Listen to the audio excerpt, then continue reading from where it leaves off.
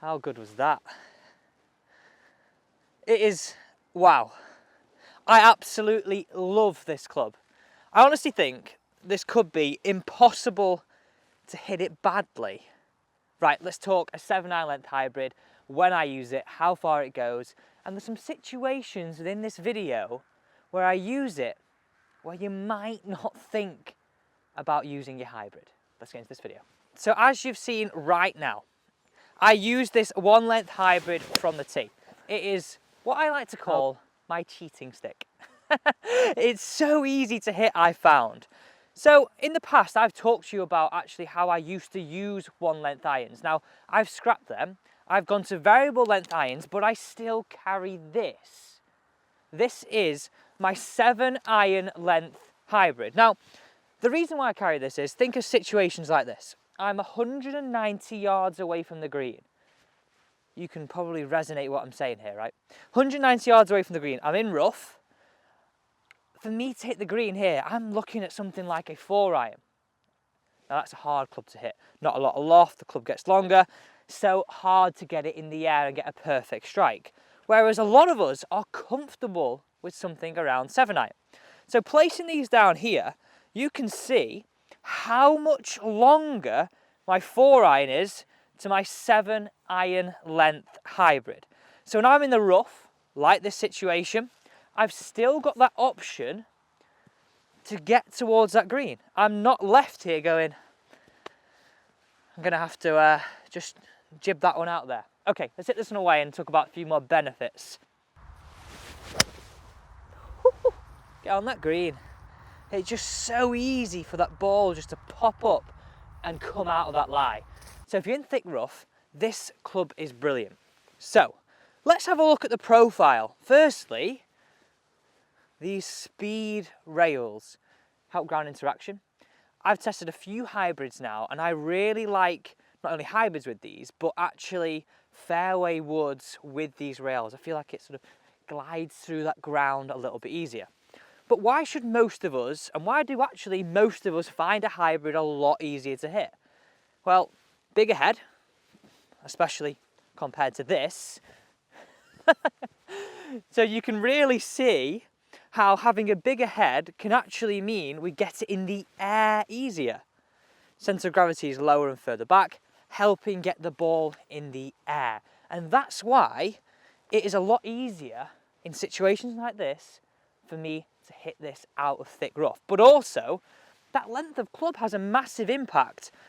So even if we're on the fairway, like this over here, I've still got the same options of flexibility of, right, okay, I'm on a good lie, I can still got a chance of hitting a great shot away. So, faced with one like here, I don't think twice about having to absolutely pure a 4-iron or 5-iron. I just feel like I'm going to put my 7-iron swing on. Now, when I set up to this, I just want to show you a few important points that I take into consideration when I'm hitting this 7-iron length hybrid. And you know what? Well, it's just a 7-iron swing. Has anybody actually tried any of these? Because I think Cobra brought out a whole set that were hybrid, and maybe Cleveland had done a similar thing. Get in those comments. I'd love to hear if you tried them, are you using them, and how many hybrids you have right now. Let's go and find out where else we use it and how I use it. So we're just waiting for the green to clear and then going to the next hole as well. But I thought it'd be a good opportunity just to sort of talk to you about this hybrid, because hopefully you can start to see why this club is a lot easier to hit than even just a normal length hybrid. And then you've got sort of your 4-iron as well. Clubs that are a lot longer, it's a lot harder for us to swing one, square the face, two, find the middle of the club. So something that's, I think, would be fair for me to say is most of us find 7-iron as one of our favourite clubs. Well, this kind of sits quite nicely. So the concept that I have here is that I have a ball position, which, and this is nice and simple, just do a little check of this. Go on, listen to this bit. Do a little check if you're using a hybrid in general. On your sternum is where we start. I want you to go 1, 2, 3, 4 rolls, and that is where we would have a normal hybrid, okay? All the way up here. So sort of a club head inside your left heel. Where I place mine is only 1, 2 rolls. So a little bit further back in my stance. And the concepts that I work through is, I'm not trying to get it in the air, like when I have a 4 iron and the face is very, very flat. I am literally, listen to this bit, I'm trying to bruise that ground past the ball. My concept is that if I placed my phone just on the side of the ball there, I'm trying to bruise that ground the phone length in front. A really nice, simple concept. That could be, if you... I'm looking at that thinking that's quite dangerous actually. Why don't you use a head cover? Probably a better option. Probably a cheaper option if you hit it. Yeah, a club head cover in front. I'm trying to bruise that golf ball. A really nice, simple concept to allow the technology of the club to get the ball into the air. Right, okay, green's free now. Let's head up to the green and talk how I use this and then on to the next hole. Now, this is not a shot I played for a while, but I don't really know why. It's so much easier to chip like this. Okay, so when we're faced with a chip like this, it's a long way between you and the flag and only a little bit of fringe to cover. Our ideal scenario is we grab our putter out. Well, I've got a bit of thicker rough. Other options could be 7-iron.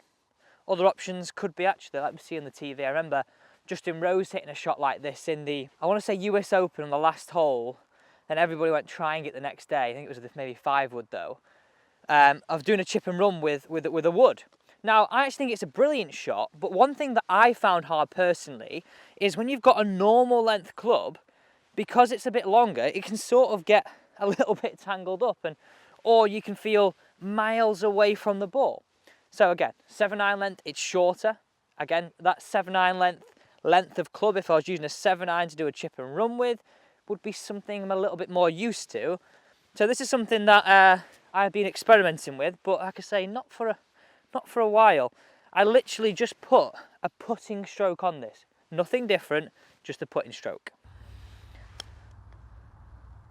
Tell you what, hit it. It's a little bit firm.